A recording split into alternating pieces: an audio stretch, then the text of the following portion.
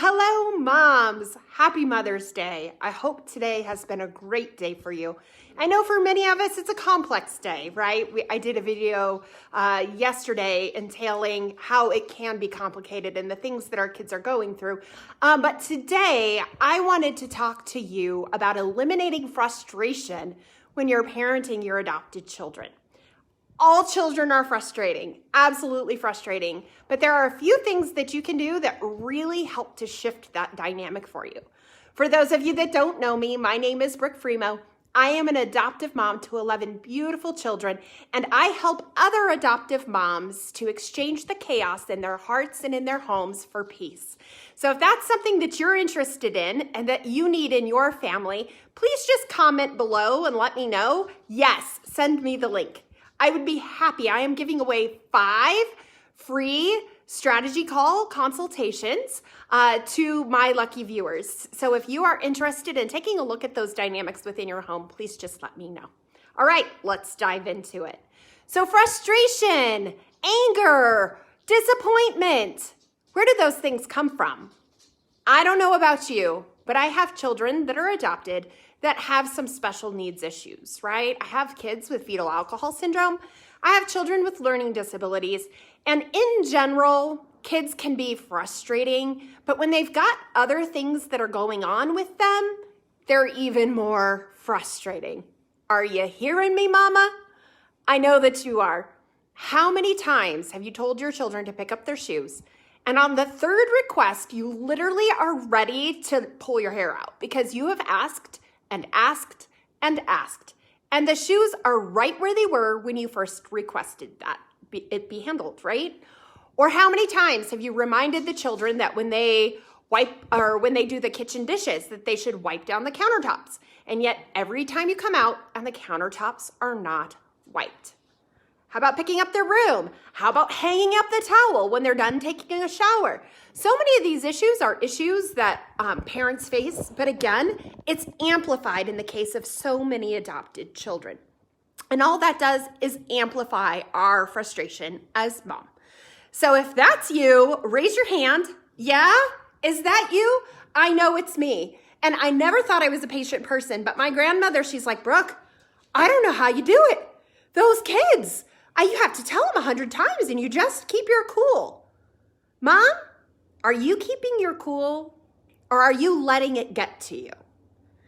I'm here to tell you the biggest key in managing frustration in your household and finding patience that you didn't know you have is finding an understanding for why your child struggles with it and adjusting your expectations accordingly, okay?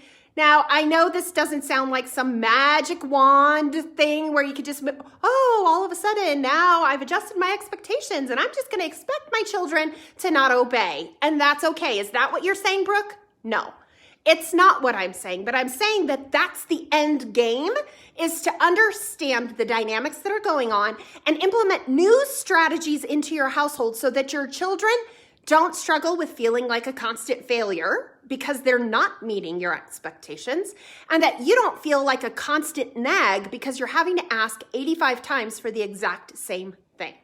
That's one of the things that we work on when we're working on a strategic plan for you and your household, is how do we understand the dynamics that are going on behind the scenes in your child's brain and in their heart? How do we speak to those things? And then how do we adjust what's going on in your head and your heart to where you guys can be on the same page, right?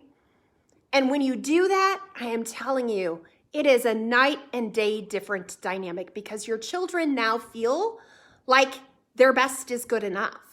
And you as a mom feel like you're not a constant nag and that you're not failing your children because they aren't learning and they aren't rising to that level that you want them to rise to, and that it seems like everybody else is risen to.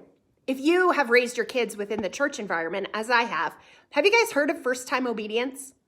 I remember them speaking to me when I was about 2, I had kids about 2 and 3 years old, and they were focusing on first-time obedience. Your kids need to mind you the first time. Yeah, they don't have my children. That's all I have to say about that. They do not have my children, right? First-time obedience isn't even in the realm of possibilities for my children. But how much did that drive my frustration as a mom? And how much did it drive my children feeling like a failure when they weren't able to meet those expectations? And how many times do we not adjust that accordingly as they grow older? So let's just recap that. What is the primary cause for frustration, anger, and disappointment in your home and in your relationship with your adopted children? It is expectations not being met. The key is to figure out how to get them adjusted, and that is not something I can teach you on a Facebook Live. If you are interested in learning more, please just let me know. That's what I'm here for. It is what I do. I exchange the chaos in the hearts and homes of adoptive families for peace, and I love doing it, and I would love to speak to you about the solutions that could happen for you in your home. Happy Mother's Day, mamas. I appreciate you guys standing in the gap for these kids, and I know how much you love them. Happy Mother's Day, and God bless.